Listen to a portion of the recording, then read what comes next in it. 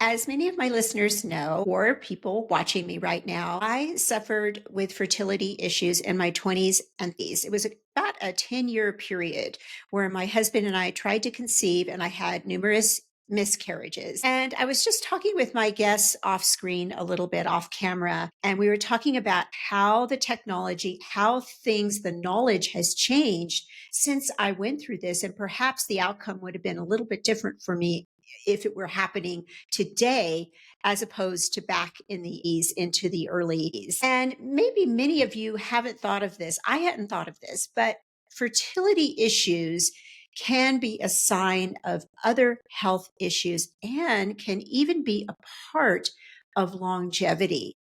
So today's conversation is going to be a broad one. We're going to talk about the role of fertility and longevity. We're going to make some comparisons of what women went through, like me, decades ago, and the changes that are here and perhaps the ones that are even on the horizon. Today, I have with me Gabriela Rosa. She is a world-renowned fertility specialist, author, reproductive health educator, and Harvard University awarded scholar. She is the founder and director of the Rosa Institute, currently serving patients in every continent except Antarctica. As she holds a Master of Science in Medicine, Reproductive Health, and Human Genetics, a Bachelor of Health Science, and is trained in numerous health disciplines. And I believe you are working on your doctorate as well. Is that right, Gabrielle? Indeed.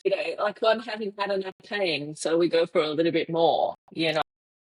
Yes, yes. Well, welcome to the show. It is absolutely a pleasure to have you on today.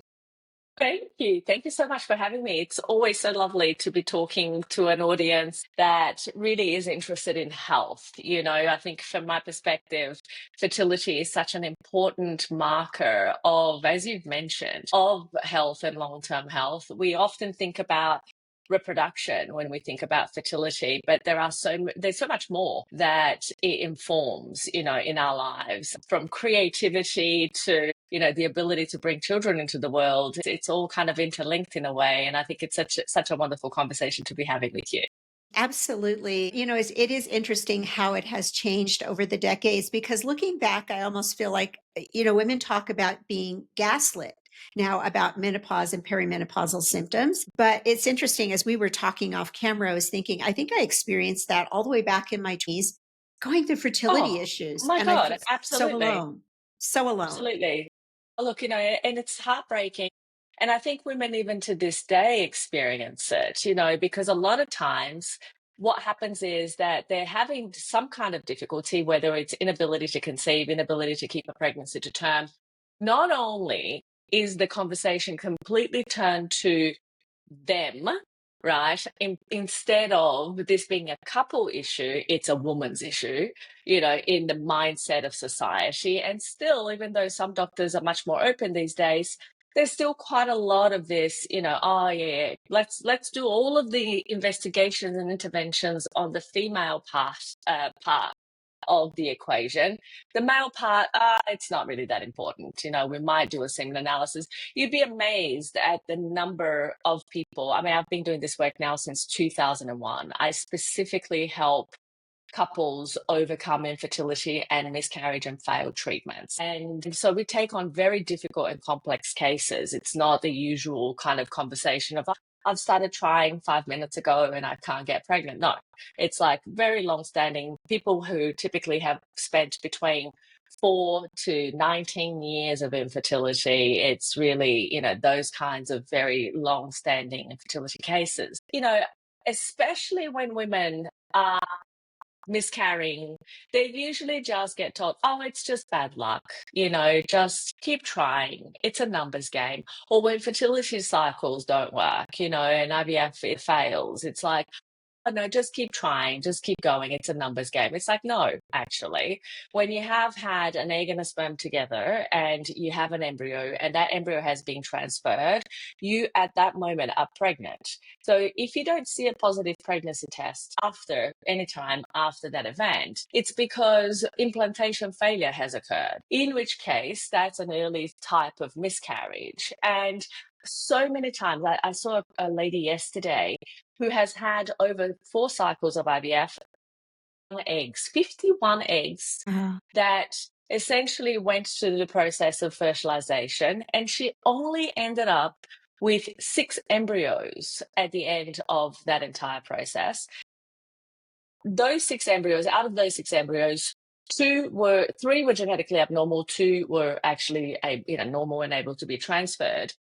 And after all of that, I mean, if you look at those numbers, they're staggering. Just 51 mature eggs is just like immense. We're not even talking about the fact that, okay, what else could be going on here? But it can't just be about the egg because, her FSH levels are normal, her AMH levels are normal. And so we have to question, okay, what is happening with the sperm? And not only that, what else is happening when we've had 3 embryos, even though those numbers are not great numbers from the perspective of how many eggs we started with and how many embryos we ended up with, we still had 3 viable embryos that were PGTA tested and were good quality and should have yielded 3 babies, but we have 0 babies. And the doctor now is essentially just saying to her, oh, you need donor egg. It's like the lady just provided 51 mature eggs. Ovarian reserve clearly is not compromised. Egg quality, sure, might be impacted, but we have to ask better questions. And this is one of the things that happens is instead of, and look, this is not a fault of individual doctors themselves right. because the healthcare system has a lot to kind of answer for the reasons and the fact that people going through infertility and miscarriage, especially when it's long-standing and it has happened over and over again, don't get the support that they need through the healthcare system. If they are going to get the support, they have to literally self-elect to go and pay privately and search for answers. And really, it's a very kind of hit and miss search for the most part, because even when you go to an IVF specialist, an IVF doctor, when they run out of options of like, okay, you've now had 10 IVF cycles and you're still not having a baby, well, what is the other option that they will give you? Donor egg. If that doesn't work, which again often fails, and to put this in perspective, out of individual cycles of IVF, there's a 70% failure rate. So it's not to say that you're going to go down the IVF path and you're just going to conceive.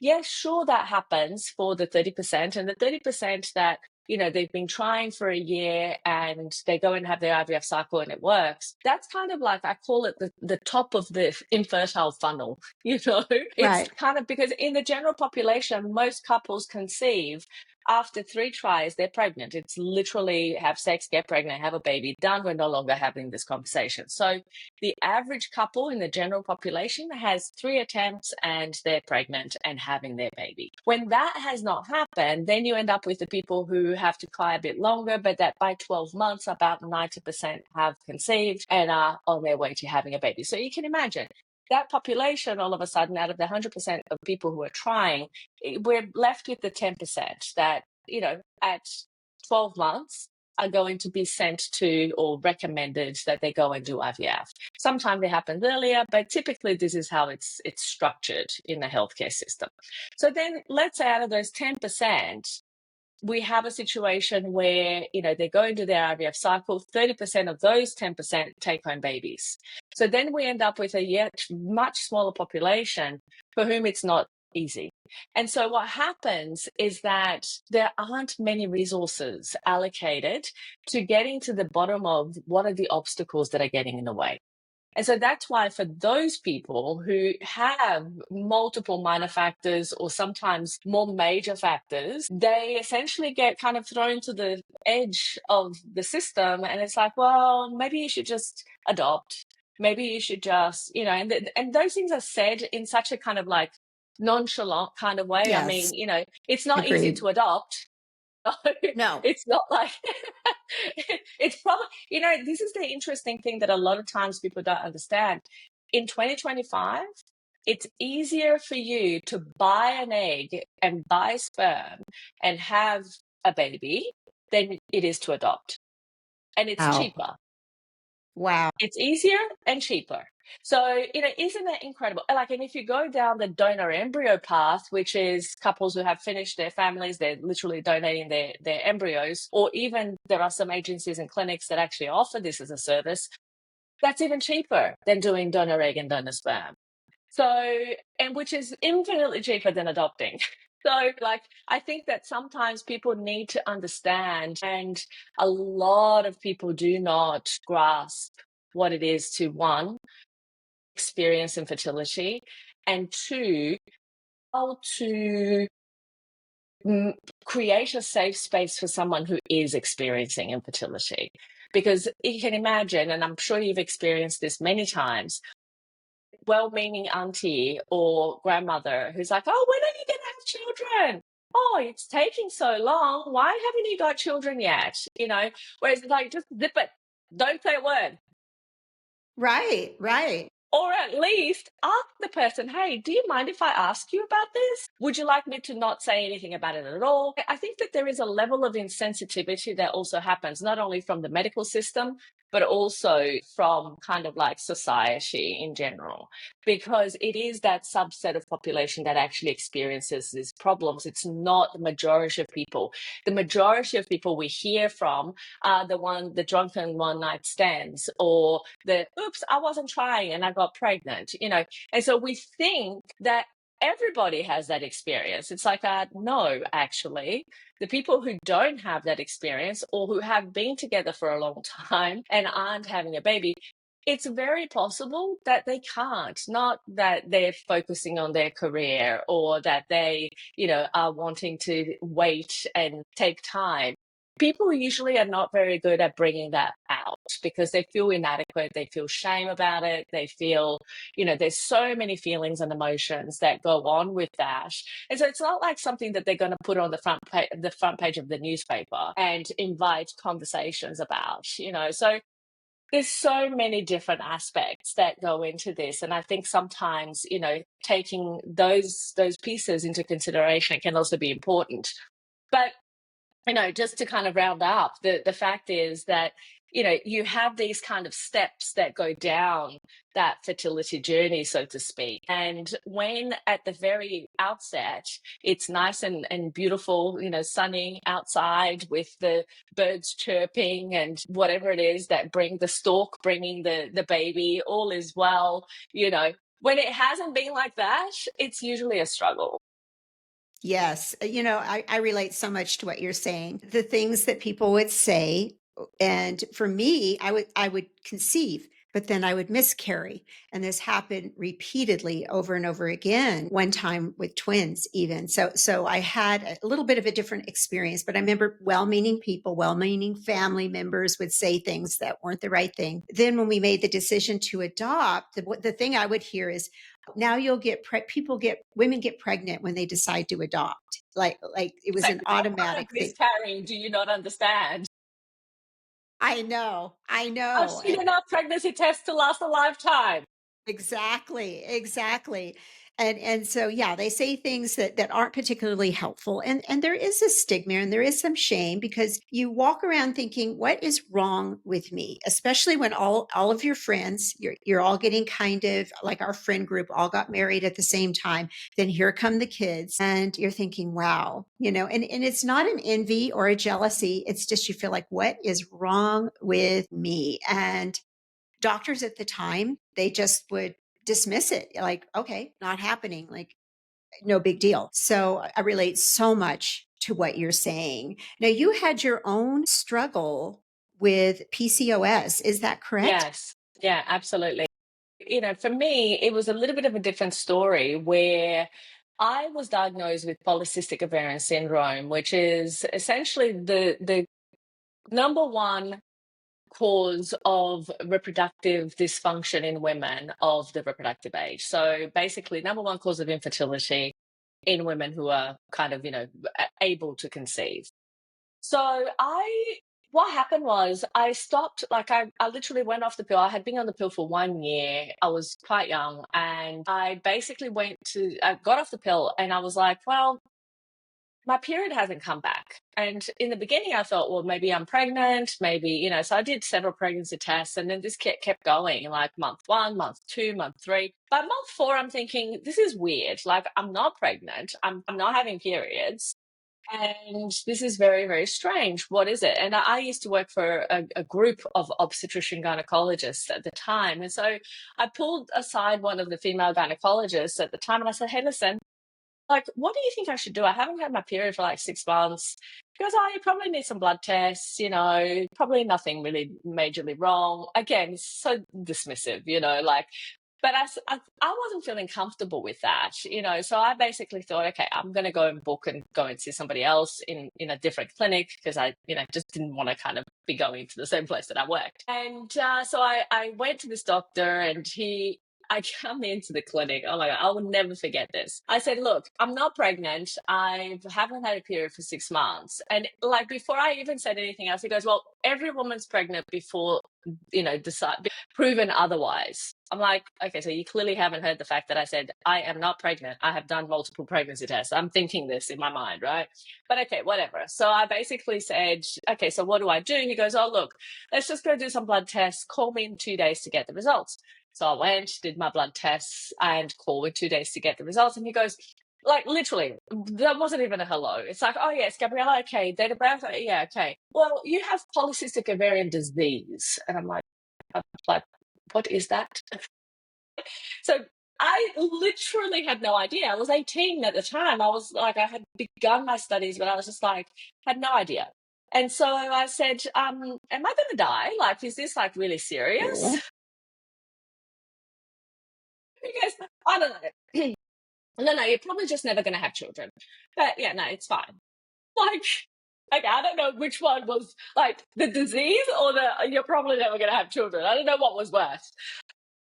The time I was just kind of like, in that moment, I decided, well, if I never have children, then so be it. I'll just have to focus on my career. Like, I didn't think more about it than that, in that very moment. And at 18, I was preoccupied with, I was paying for my own, degree. I was like doing all these things. I was having to work and study and like, so I really, children was the last thing on my radar, so I really wasn't that kind of sad about it. Although I was very curious about, okay, well, what do I need to do to improve my fertility or my health? Because clearly there's something not right with the way that my body is working. And it took a few years for me to realize, the full impact of PCOS. PCOS is a metabolic driven condition, which basically, if you have PCOS, you're more likely to have insulin resistance, you're more likely to have diabetes, cardiovascular disease, 50% increase in miscarriages. Like there's quite a lot of things that can unfold from having PCOS. You can have other symptoms like and male pattern hair growth and irregular cycles, so there's quite being overweight, so excessive, increasing weight and weight gain.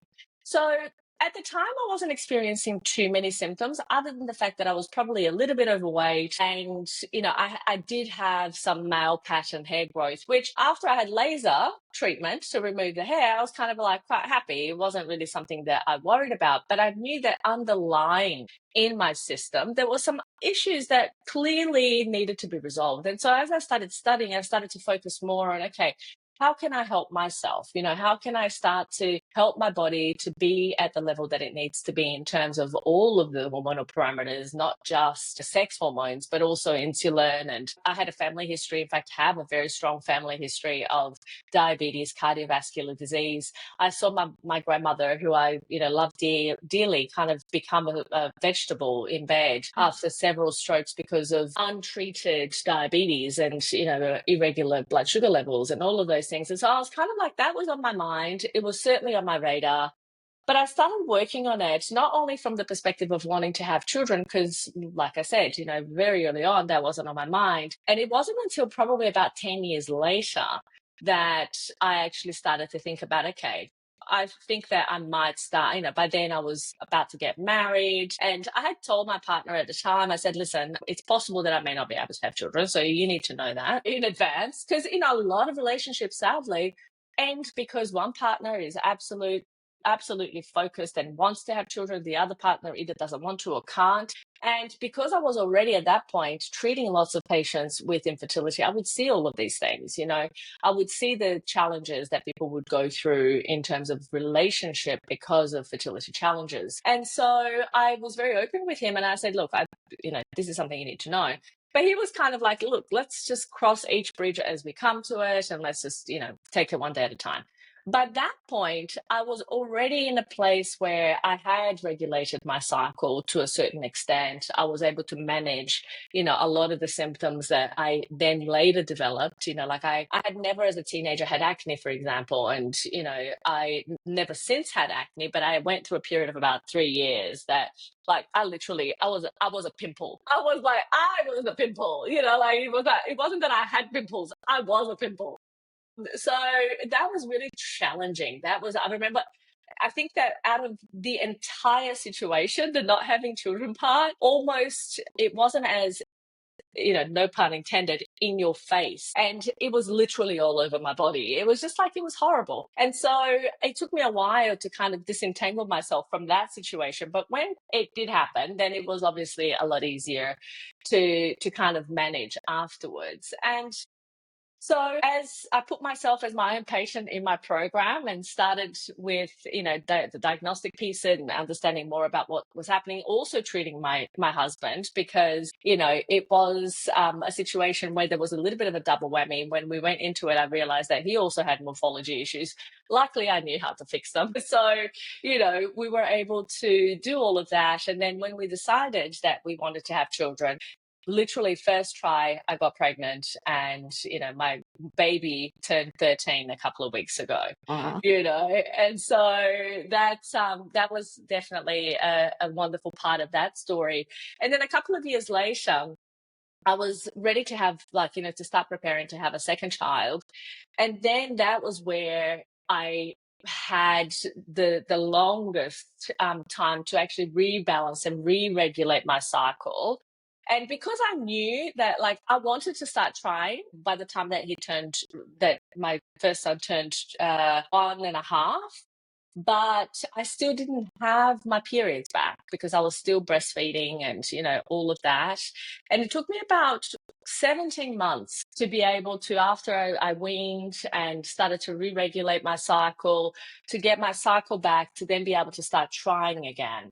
And I basically got pregnant with my second son 2 months after, so literally the second attempt, I got pregnant with my second son, who is turning 10 next week. So, it's definitely been an interesting journey because it forced me. I didn't realize that I didn't get into treating couples with infertility and miscarriage because of that reason consciously. It wasn't a decision that I made going, because I have this issue, I want to help people have babies. I just always loved babies. And I thought the idea of being able to, contribute to making the world a better place, one healthier baby at a time and one healthier family at a time, really appealed to me. And so that was why I went into that. And so by the time that I actually needed my own services, it was quite handy that it was there. But it was a journey. And then after I had my babies, that was another period of inflection because, by then I was 36, advanced maternal age, geriatric mother by the time you turn 36 is essentially what you're called by the healthcare system. And I know it's crazy. Terrible. And to think that we're now living to over 100, and this is the difficulty about fertility because life expectancy is increasing. And, there are studies and research and scientists are saying that every decade from here, we are going to increase life expectancy by about 10 years. And so imagine, so if in every decade from now we increase life expectancy, we are going to definitely be living by, to 120. Right now, our life expectancy in Australia is about almost 84 years. So that's on average. So, fertility, however, is not catching up with that.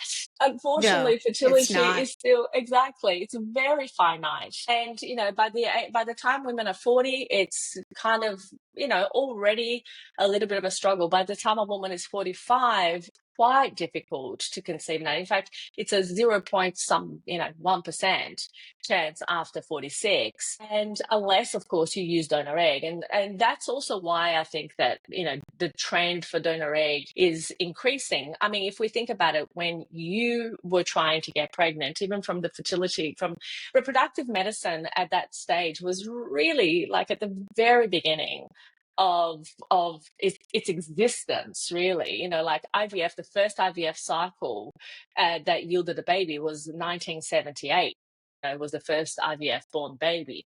And so basically, if you can imagine that it took another 20 years really for it to be fully commercially available in every other country. And now we're kind of at that point of like, it's coming up to 50 years of the technology existing, but still we're not very far forward in terms of its success rates. And so there is progression. There's definitely movement in the right direction. And I think that there's a whole lot more understanding about, the subset difficulties and challenges that couples experience when things are not straightforward, and the causes for different things like miscarriages and, sperm parameter issues and you name it. There's a lot more understanding now than there was 50 years ago.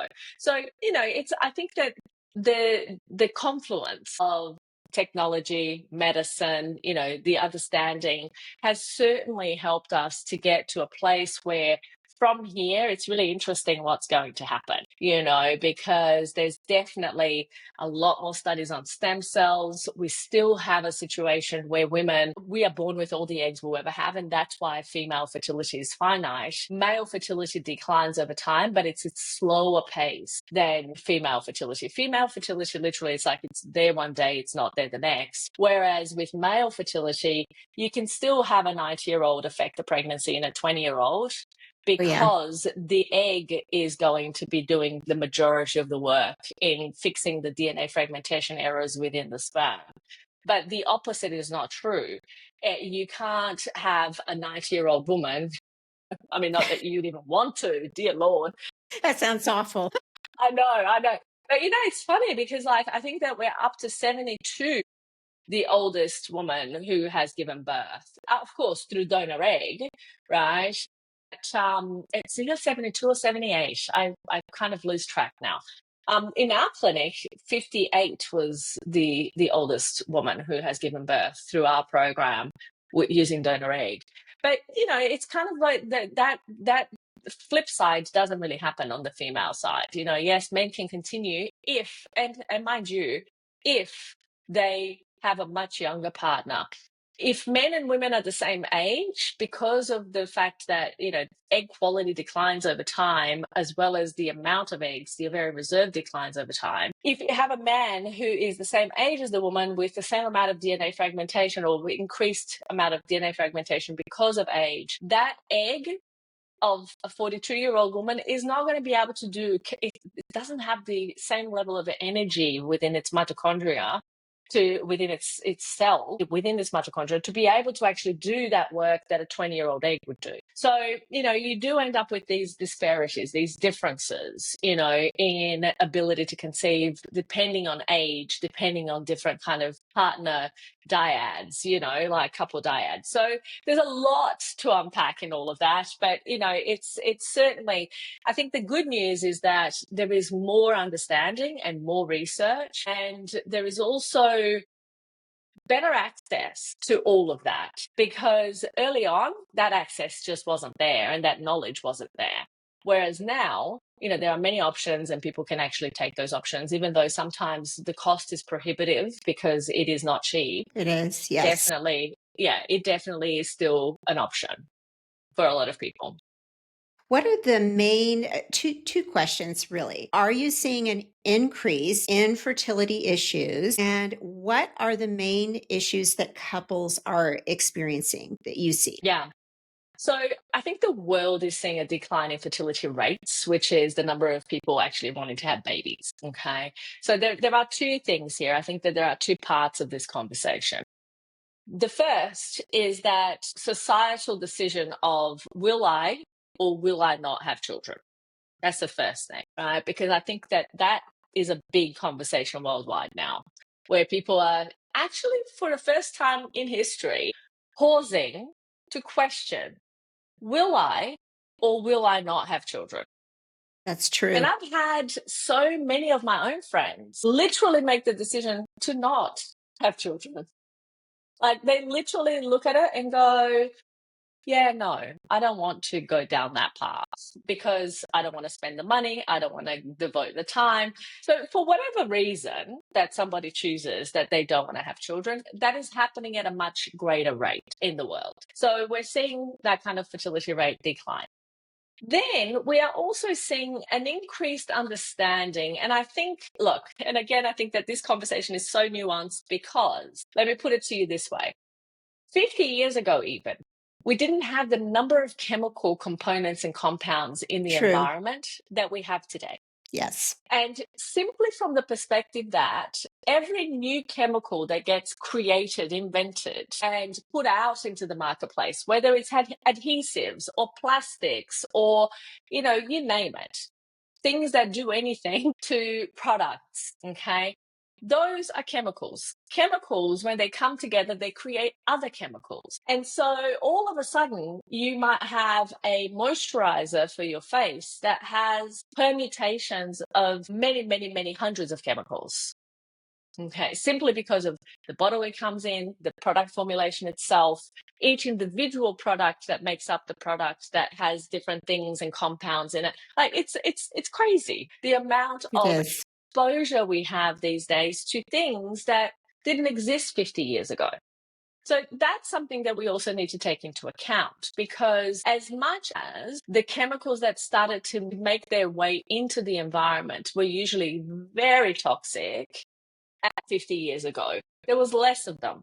And it was easier to disentangle the cause and effect situation of the impact of those chemicals on different areas of health.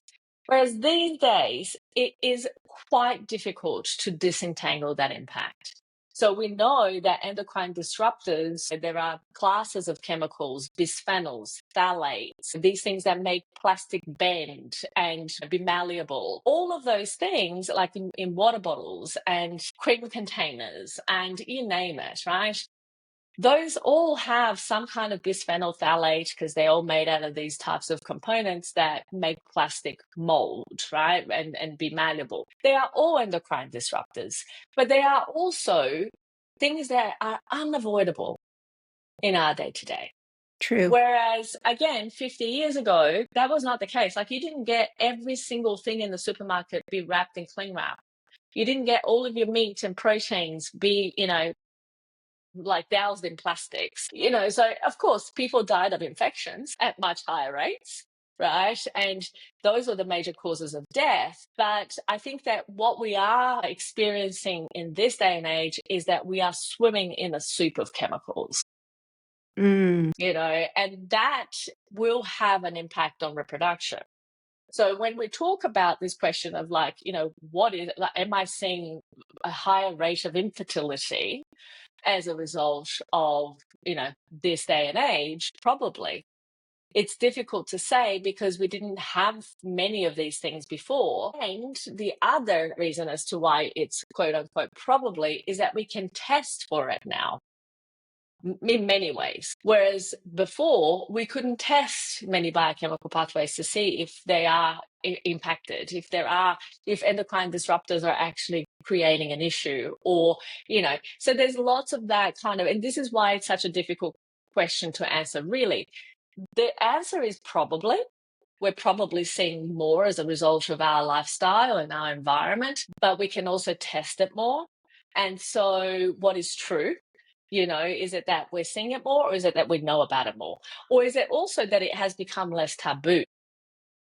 Because if you think about it, 50 years ago, many people would not be even imagine the conversation with a neighbor or a friend or whoever about, I can't get pregnant, or I'm experiencing recurrent miscarriage. I don't know how it was for you, but I don't imagine that in the 90s, 40s, it was a very open conversation that people would be having. So I think that there's all of those different parts of this issue that need to be taken into account.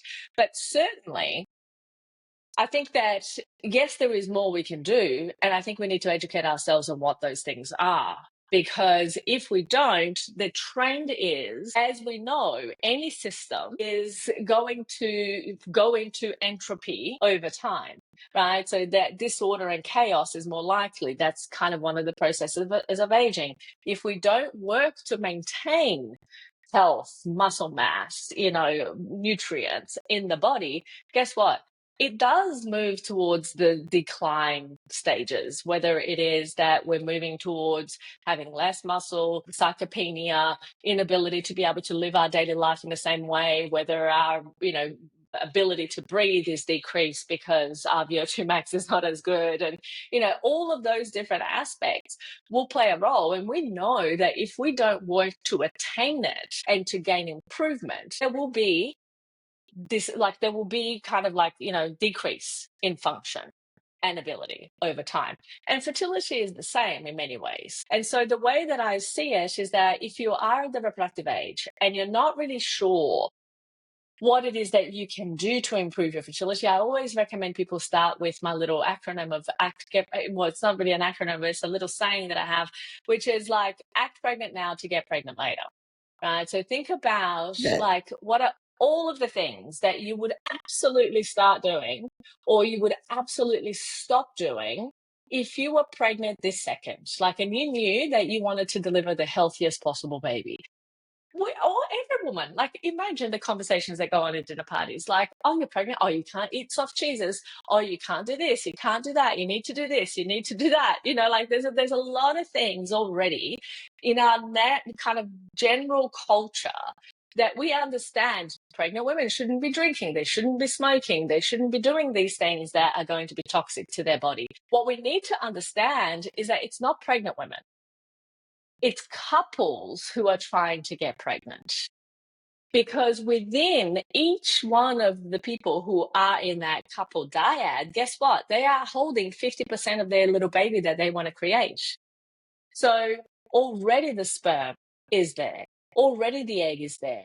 What is missing now is for the sperm and the egg to meet. But if we don't have the best possible quality sperm and egg, we end up with not the best possible quality embryo, which can increase the risk of fertilization, implantation failure, miscarriage, and so on and so forth, right? So what ends up happening is that we need to see this fertility conversation. It's almost like we need to step back and realize that, okay, there are two parts to this. In fact, there are three parts to this. There are more parts to this, but let's say that there are three parts to this. There is the female, there is the male, there is the embryo. Right? You can't affect much change on the embryo once the embryo has become the embryo, other than to give it the best environment for it to grow. But you can actually improve the quality of the egg and the quality of the sperm, which is going to increase the quality of whatever cells actually come from those originating cells, right? And so that is where I invite people to focus. It's like, if you know that you wouldn't be putting oil paint on your body or breathing it in or doing all of that when you're pregnant, well, both partners shouldn't be doing that beforehand either. Because even if the direct impact isn't there, it's very likely that there will be an indirect impact of some sort. Whether it's measurable yet or not, I often say to people, when people have been trying for a long time, and they go and they have the 4 tests that the doctor recommends, there's a sperm test, there's a tubal patency test, there's an ovulation test, and an ultrasound to make sure that the uterus is where it needs to be and shaped in the way that it needs to be shaped. After those 4 tests are done, and basically the person is told, we've done all the tests, everything is normal. But they're still 5 years down the track of trying to get pregnant. They need to understand what that actually really means. Normal means you have sex, you get pregnant, you have a baby. That's normal. Any deviation from that may be common, but it's not normal.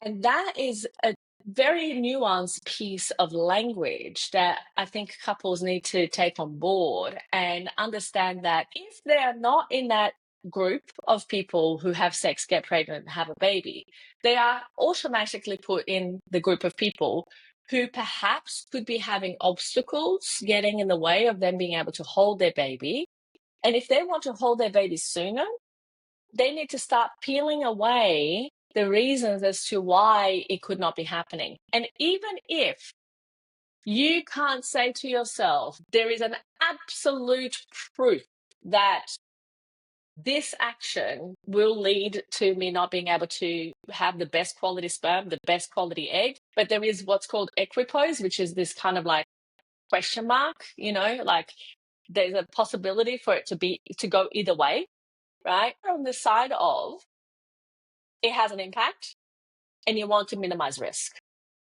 Meaning that, let's say, for example, okay, if we didn't know, because in the 1960s, we didn't know that smoking caused cancer, okay? But there Right. was equipoise. There was a question mark on whether that was a true statement or not, okay? Even if you have that kind of situation where in this day and age, you kind of go, I'm not sure if smoking cigarettes leads to infertility, but there is a possibility that it could. Quit smoking. Simple as that. Do you know what I mean?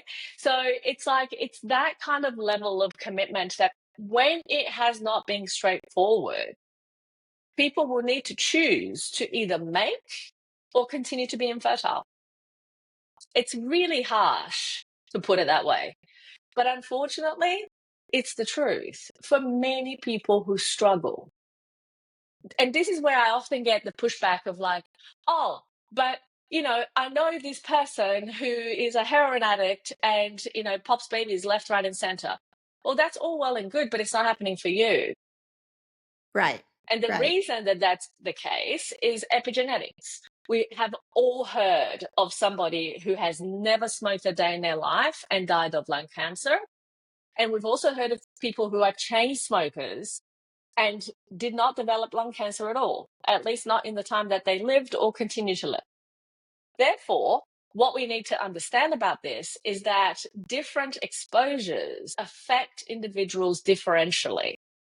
Yes, most people will develop lung cancer, but some people will actually develop cardiovascular disease from smoking, not lung cancer. And it doesn't mean that they're scot-free or that they're safe from smoking. It just means that it impacted them differently. So yes, the heroin addict may be shooting up and having a baby after the next because her reproductive system is not impacted, but probably her nervous system is, probably her True. mental health is. So, there are differential impacts. And so don't compare yourself with somebody else and go, I can drink and smoke because, my friend, he drinks every weekend and they have 5 children. Well, great for him. Not really, but whatever. Like that's happened for him, but it hasn't happened for you. So you're not on the same boat. Does that make sense? So It that's makes something that, perfect sense. yeah, that's Yes. something that people really need to understand is that comparing yourself to somebody else doesn't give you what you want. You need to Right. compare yourself to yourself and figure out, okay, what am I doing? What could I be doing? Where is the gap? And where do I action the things that I need to understand? Do you see, and see if I can word this correctly, an issue with the detox pathways? Because that's what I've seen as a health coach, that maybe one person, their detox system is working much better than another individual. And I've seen it with exposure to, say, lead or mercury or mold or toxins such as that, where one person has this profound reaction, like it just impacts their Yeah. health greatly. Another one might have a reaction, but not as strong as the other individual. And I'm imagining, as you were talking about this, that it could be the same with fertility and maybe a Yeah. problem with those detox pathways. 100%. And look, just as a very simple example, MTHFR is a genetic variation that essentially leads to infertility and miscarriage at a much higher rate.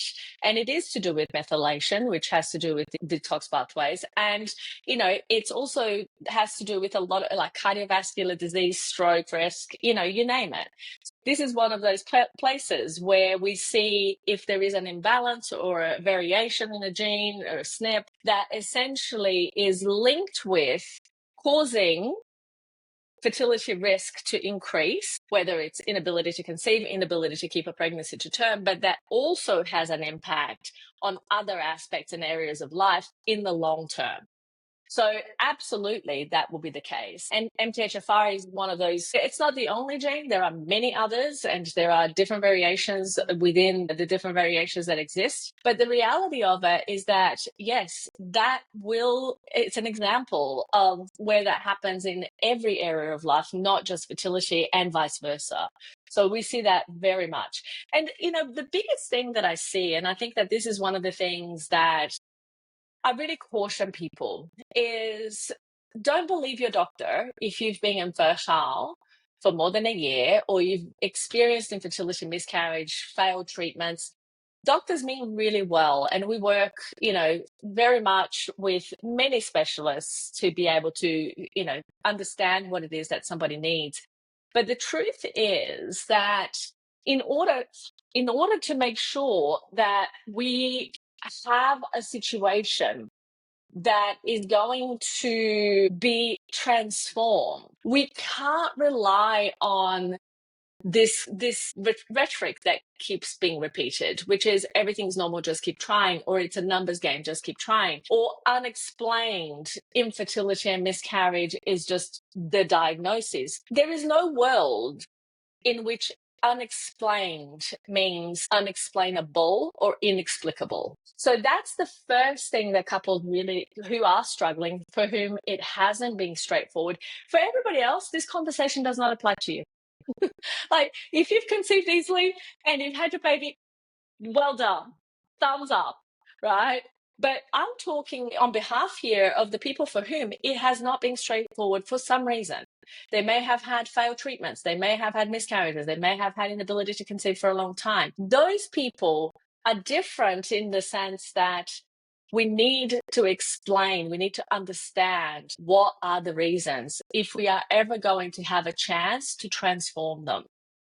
It's like, the way that I like to put this, I had a leaking toilet in my bathroom once that really puzzled a lot of plumbers. Like, literally, I was up to like the fifth plumber coming in going, we need to remove tiles from your wall. And at that point, I'm like, yeah, no, we're not doing that because I don't have tiles to replace. So I'm now going on holidays. This has gone on way too long. After, come, replace, do the, I said, just leave the toilet off the base. I will go on holidays and I'll come back.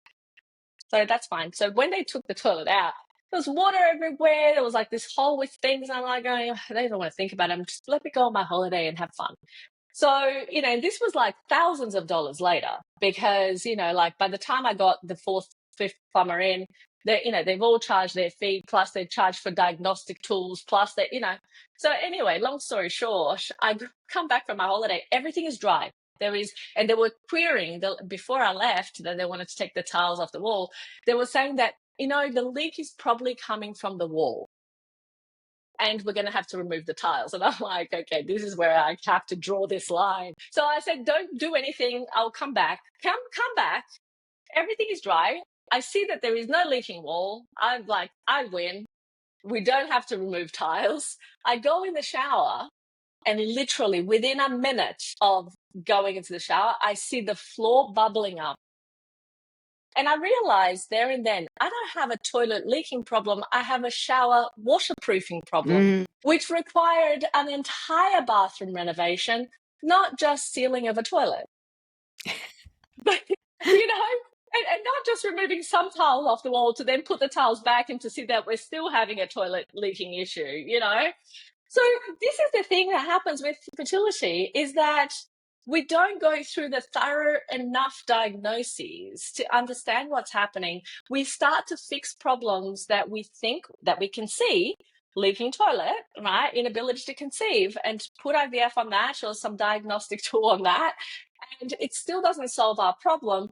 And we still keep calling the next plumber and the next plumber and getting the next opinion and the next opinion, when really what we need is actually just proper, deep, thorough diagnoses to begin with.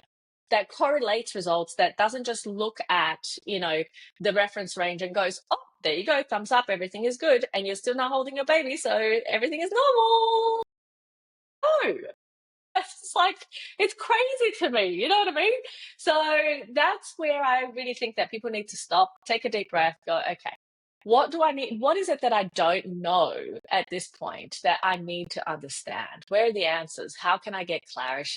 And this is one of the reasons, Carol, that I actually developed a free program for people that goes through exactly this first stage, because this is the one piece that the healthcare system does very poorly, which is getting the right proper tests for people who are in a situation where they are struggling, at least as the core basics. Because those four things that patients, go to the doctor and get tested for is usually not enough when they've been trying for years or have experienced multiple miscarriages.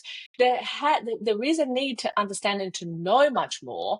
And I think that people should just be able to have access to that. So I've been delivering this free program for since 2011. It's called the Fertility Challenge. So people can literally sign up for it. They will get an immense amount of education in 4 weeks to understand for these particular patients who are, they're struggling. They don't have the answers. They don't know what is getting in the way, but they know that there is more, to really be able to actually get the next step that's going to help them and get the clarity that they deserve. Because a lot of times people run out of time to have a baby trying. Oh, And yes. that's the saddest thing Mm-hmm. in the world, you Mm-hmm. know?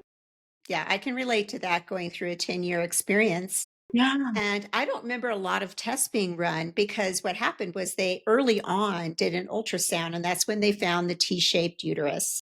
And Mm. I've told this story to the listeners before. My mother was with me at the time, and the doctor asked her, "Did you ever take anything in your pregnancy?" And I'll never forget, she just started crying, and she had taken a drug called DES. It was used for a short period of time in older women, because my mother was in her early 40s when she conceived me, to prevent miscarriage. And then they later found that there were problems with cancer, and there was an organization even at one time, I don't know if they're still around, called, I believe, the Daughters of DES, for women like me who experienced, what I experienced. So at that point, I didn't stop trying. We kept on going, and we kept on experiencing these miscarriages. What would you do with somebody like me, with a 30-year-old Carol that walks in and tells you her story? Where would you start? I'll send it to a great surgeon. Like, this is the thing these days, this is where it's really challenging, because back when you were trying to get pregnant and you had your diagnosis, unfortunately, they didn't even really know how to operate uteruses Yeah, to they did reshape not. them. It just really wasn't a thing. Whereas 2025, it's a thing. Like, you have a biclonate uterus, you get it surgically operated and it gets addressed. And in the majority of cases, people are able to take home healthy babies. That's one reason. That's an anatomical reason for miscarriage. There are 11 other categories, of reasons for miscarriages, from hormonal imbalances to nutritional deficiencies to, you name it, immunological components, genetic matches, like DQ alpha. There's lots of different reasons as to why miscarriages can occur. And so what I would do is I would run my miscarriage matrix, which is really be able to understand, okay, where, and maybe it's more than one place, but where are the issues? Where are even the potential issues? Is the biclonate uterus the only issue? Because sometimes it isn't the only issue, because sometimes people with a T-shaped uterus can still conceive. So there could be, is it an anti-HFR issue? Is it an antiphospholipid issue? Is it a thrombophilia issue? Is it, so then we start to look at all of those different aspects in all of these different categories to go, okay, what are all of the possible issues? And then we start to address them each individually. Because in a woman that has a misshapen uterus, they may also have an immunological component issue, or they might have a thrombophilia, or they might have, you name it, right? And in which case, we would actually address each of those different things. I often say, you can have with sperm, there can be lots of different types of abnormalities, but morphology, which is the shape of the sperm, there's usually, it's a common thing that comes up again and again with, abnormalities in terms of morphology. That was one of the reasons that my husband had to go into treatment, was because his morphology was 0%. You need to be able to affect a natural conception. You need to have at least 4% morphology. And so, you can line up 10 different men with morphology issues, and you can have 10 different reasons as to why it's happening. For him, it was actually his office job more than anything else. He didn't smoke, he didn't drink at all. He had a really healthy lifestyle, ate well, didn't have, other risk factors. So it was the fact that he was sedentary most of the time. He needed additional nutrients, yes, but really, the majority of men who come into my office who have morphology issues, they have a combination of factors that are going on. I just had to get him to take some nutrients and exercise more. So those are the types of things that we would then figure out, like where and how to recommend and what to recommend is very much going to come down to what is the problem. Is this a toilet leaking issue or is this a shower proofing issue? Right, right, right. No, I definitely relate to what you're saying about it being more than one thing because I'm pretty convinced I had more than one issue because I later developed autoimmune disease. There you go. So Yeah. immunological would have been part of, exactly. So Yes, immunological yes. component for sure would have been a part of that too. But that's the thing. You need to actually literally, literally go in and go, okay, what are all of the things? Without thinking that you've found one thing and that's the problem. Because Mm, this is where most fertility specialists go wrong. They find one thing, they then ignore everything they else, do. and then they keep, hitting that key and achieving the same negative result. And then they go, oh, you now need donor egg. It's like, but no.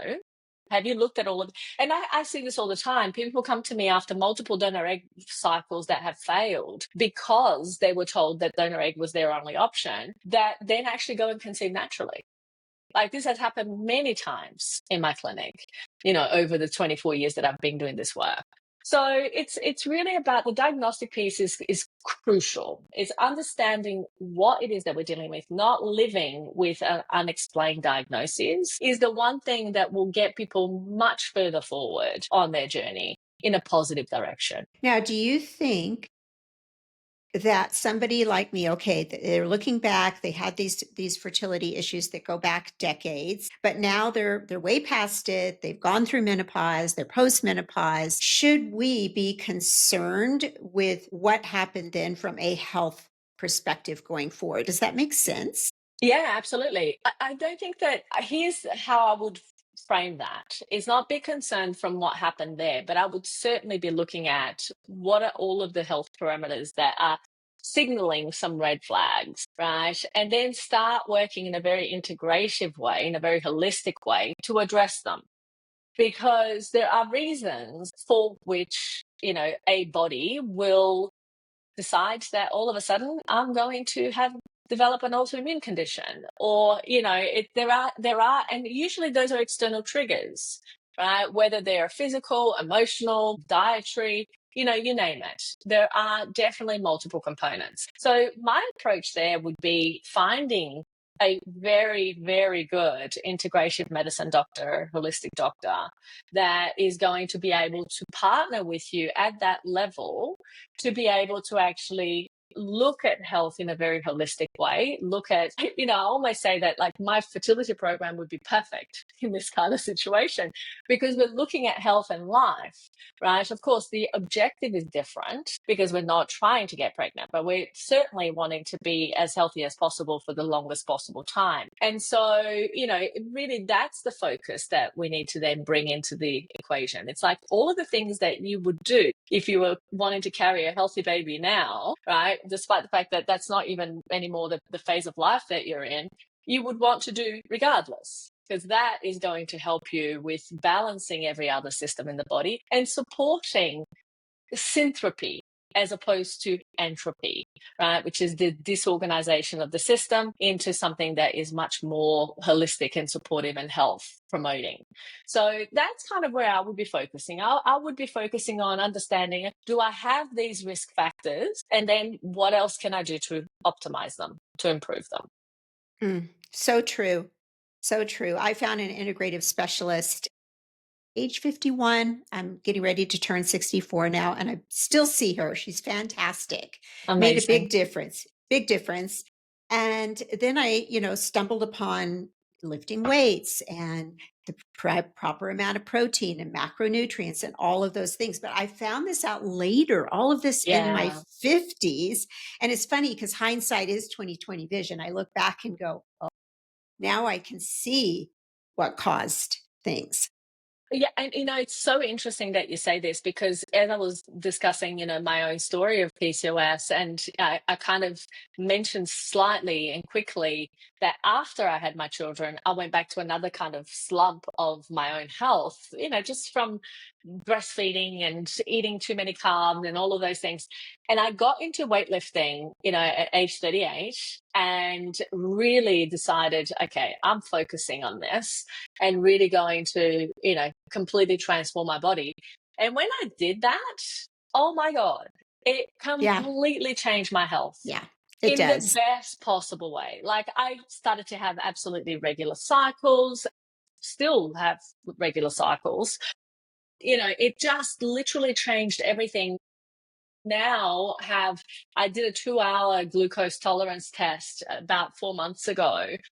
My insulin never even rose up above 8 in the actual, tested, challenged period of the glucose. And so it's like my body is in better shape now than it was, all those years back because of taking care of my health in this particular way. And it makes such a huge difference. It's almost like, it's the 20% of the effort that will give you 80% of your result in terms of long-term quality of life and health. Yes, and strength training, I preach it all the time. It really is metabolically, and I call it the fountain of youth. It really I is agree. related to longevity. But it was funny, I got into it because I wanted to look really good in a Me bikini too. And and what's wrong with that? and then it was like I was kind of shocked. I was like, some problems I was having went away, like acid Yeah, yeah, reflux and all these other things I was dealing with kind of went by the wayside. And it's just funny that it took me yeah, that long to figure it yeah, out. yeah. And it was all about vanity. But hey, Oh, yeah, it got me vanity, there. very exactly. Like I just go, you know what? Use it to your Yes, advantage.